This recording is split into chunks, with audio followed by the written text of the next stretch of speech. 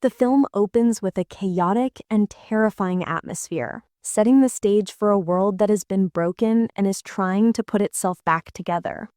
We are immediately introduced to a news report that fills us in on the history of this reality. We learn that 10 years ago, the world suffered through a devastating zombie apocalypse.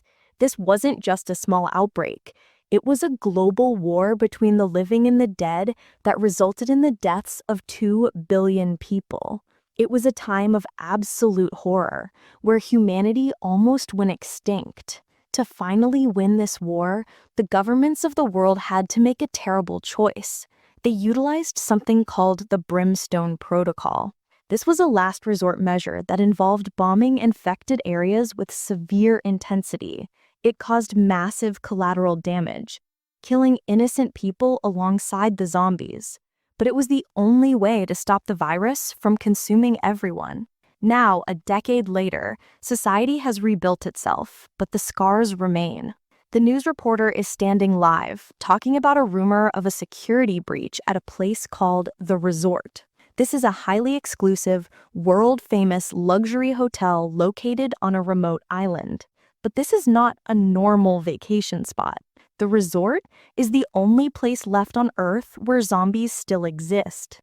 The remaining undead are kept here on this isolated island, not for study, but for sport. Wealthy guests pay huge amounts of money to come here, stay in a 5-star hotel, and then go out on safaris to hunt and shoot zombies. It is marketed as the ultimate therapy, a way for survivors to get revenge on the monsters that destroyed their world. The news report takes a dark turn, as the reporter mentions that the Brimstone Protocol might have been activated again, implying that the security at this billion-dollar facility has failed. We see planes soaring overhead, confirming that doom is approaching. The story then flashes back to several days earlier, showing us how this disaster began. We meet Melanie and her boyfriend, Lewis. Melanie is deeply traumatized by the war. She suffers from psychological issues because she watched her own father turn into a zombie and had to witness his death. She is struggling to move on with her life. Someone told her that visiting the resort helped them cope with their post-war trauma, so she convinces Lewis to go with her. She views this trip as her last hope to solve her mental struggles and face her fears. Lewis, who appears supportive and protective, agrees to take her. The couple arrives at a dock to catch the transport to the island. Here we get our first look at the other guests who will be sharing this journey.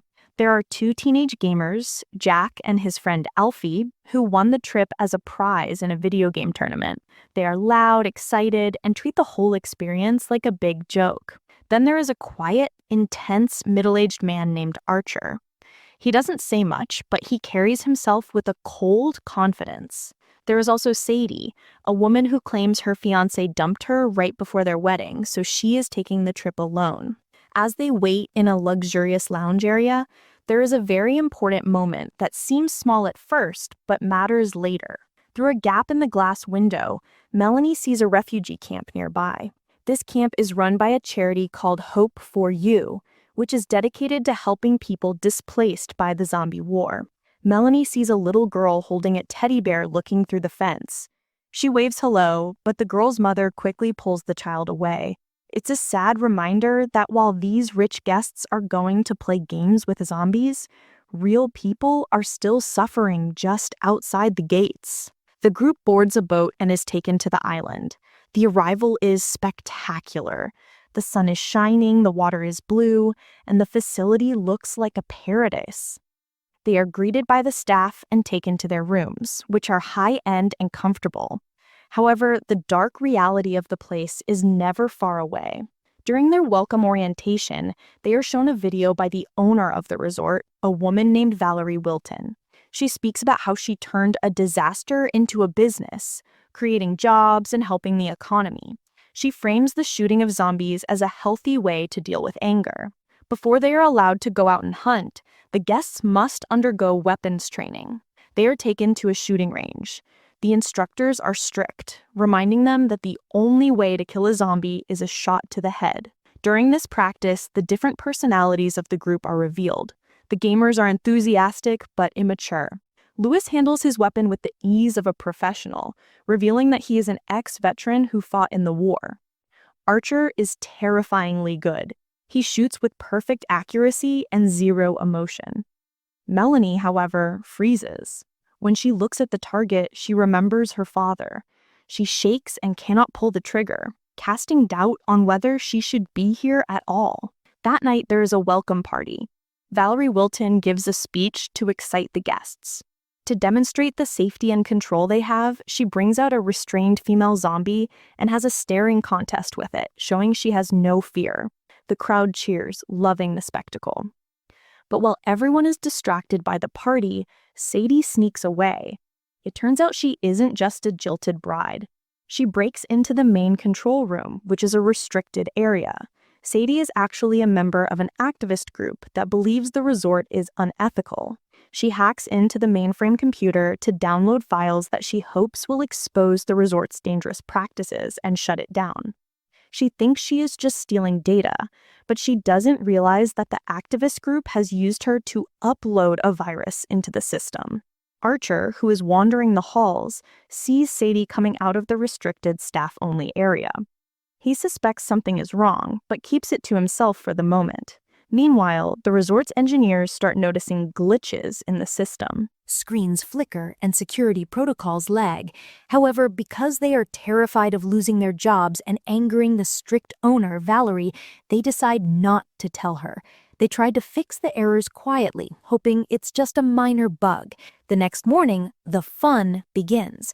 The guests are divided into groups and loaded into reinforced safari trucks. They drive out of the secure hotel zone and into the wild part of the island where the zombies roam. The guides explain the rules. Stay in the vehicle and always aim for the head. We see different groups having different experiences. One group shoots zombies from a safe distance on high rocks. Another group shoots zombies that are chained up, making it too easy. Melanie's group is in the middle ground.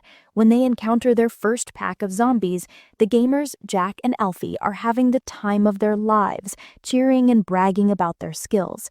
Lewis encourages Melanie to take a shot, trying to help her break through her fear. But when Melanie looks through the scope, she sees the sadness in the zombie's eyes. She sees a person who used to be alive. She cannot bring herself to kill it.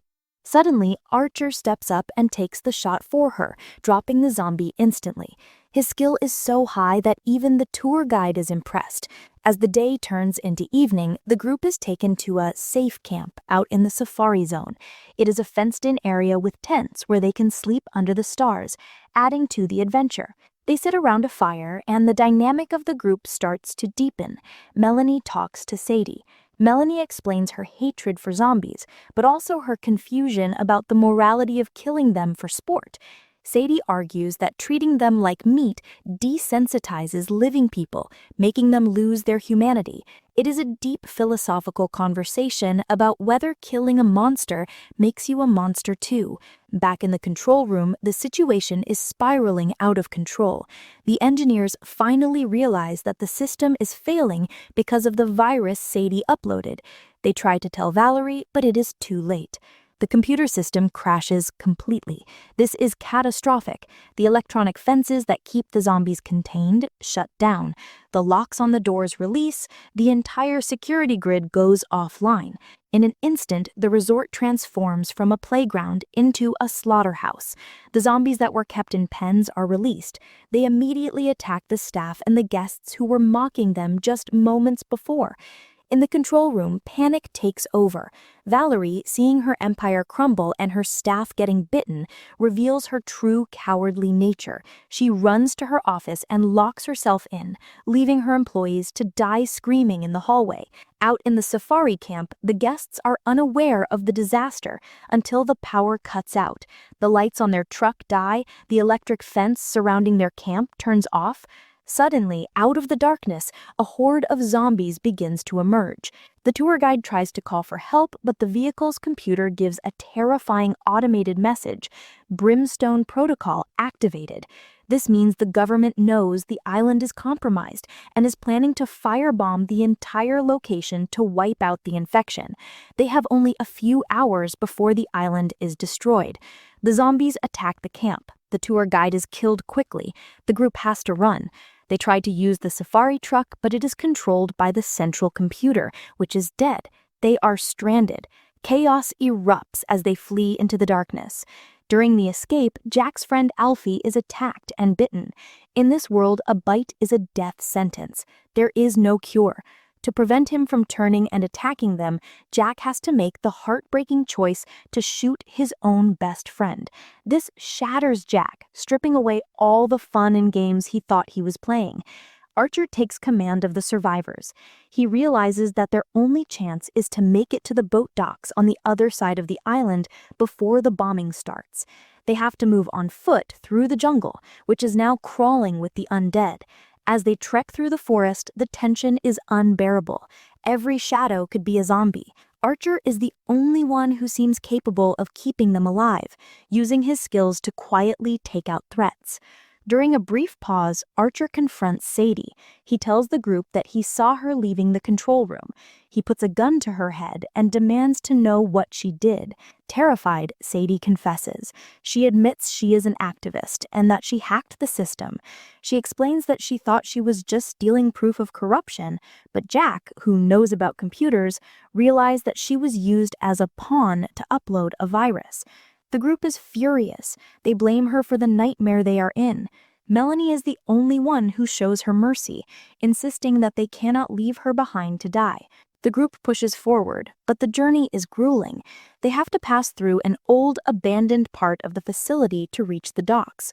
They enter a series of dark tunnels and maintenance corridors. It is claustrophobic and terrifying. The zombies are hunting them in the narrow spaces. They get split up in the confusion. Jack and Sadie end up separated from the others. They are cornered by a horde. Sadie, feeling immense guilt for causing this entire situation, decides to sacrifice herself. She hands Jack the flash drive with the stolen data and runs at the zombies, drawing them away so Jack can escape and rejoin the others. The remaining survivors, Melanie, Lewis, Archer, and Jack, reunite and manage to lock a gate behind them, sealing off a large portion of the horde. They find themselves entering a strange, industrial-looking building. It looks like a processing plant. As they move deeper inside, they make a horrifying discovery. They find personal items, luggage, and papers that belong to refugees. They pass through a door and find themselves looking down at the Hope for You refugee camp. But it's not just a camp. It is part of the resort's supply chain. The group realizes the sickening truth. The resort has been using the charity as a front. They have been luring desperate refugees to the island with the promise of safety, only to infect them with the virus and turn them into zombies. The targets the rich guests have been shooting were not leftover zombies from the war. They were innocent people, men, women, and children, murdered to keep the business profitable. The little girl Melanie saw at the beginning is there, now a zombie. This revelation shakes Melanie to her core. The evil here is human, not undead. But they don't have time to process it because the area is swarming with fresh zombies. They have to keep moving. They reach a security checkpoint, but the doors are locked. The zombies are closing in from both sides. Archer and Lewis try to hold the doors shut. The pressure is immense. In a shocking moment of betrayal, Lewis looks at the situation and decides he cannot save everyone. The heroic veteran facade cracks. He sees a way out for himself, a chain leading up to a roof vent. Instead of helping Archer hold the door, Lewis abandons the group. He climbs up, leaving Melanie and Archer to die. Archer, realizing he's the only thing standing between Melanie and the horde, tells her to run. He sacrifices himself, using his last bullets to buy her time. Archer, the cold killer, dies a hero's death so Melanie can live. Melanie manages to scramble up to the roof, chasing after Lewis. She emerges back into the main resort area. She finds Lewis collapsed on the ground. He has been bitten. The karma was instant. He looks at her, realizing he is doomed. Melanie looks at the man she loved, the man who just left her to die. She doesn't kill him out of anger. Instead, she hands him her gun, giving him the dignity to end it himself before he turns. She leaves him behind and runs toward the control room, seeking a way to escape. Melanie enters the control room and finds Valerie Wilton, the owner, frantically trying to erase evidence and save herself. Valerie tries to act like she is also a victim, but Melanie knows the truth now. She confronts Valerie, screaming at her about the refugees and the murder factory she built. Valerie attacks Melanie, trying to silence her. A brutal fight breaks out between the two women. During the struggle, the barricades on the doors give way. The zombies break into the office. Valerie screams as she is grabbed by the undead, her own employees and products turning on her. Melanie uses the chaos to slip away. She runs out of the building, dodging zombies left and right. She makes it to the cliffs at the edge of the island. The sky is filled with the sound of roaring jet engines. The Brimstone Protocol has begun. The jets drop their payloads and massive explosions begin to swallow the island. Melanie leaps from the cliff into the ocean below just as the firestorm consumes the resort. The film jumps forward 3 weeks. We see a news report again. The truth has come out. Melanie survived the fall and the ocean. She released the secret data from Sadie's flash drive to the media. The world now knows that Hope for You was a front for a murder operation. The resort and everyone involved are disgraced. Melanie has refused to do interviews, but she released a statement. She says that humanity lost its soul when it decided to turn the war into a game. She warns that treating living things like meat only leads to destruction. However, the movie ends on a chilling note.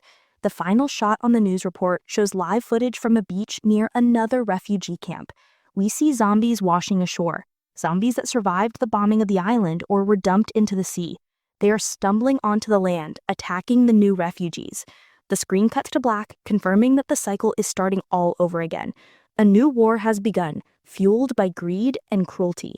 This is the story of The Resort, a tale that starts with a vacation and ends with the realization that sometimes the survivors are more monstrous than the walking dead.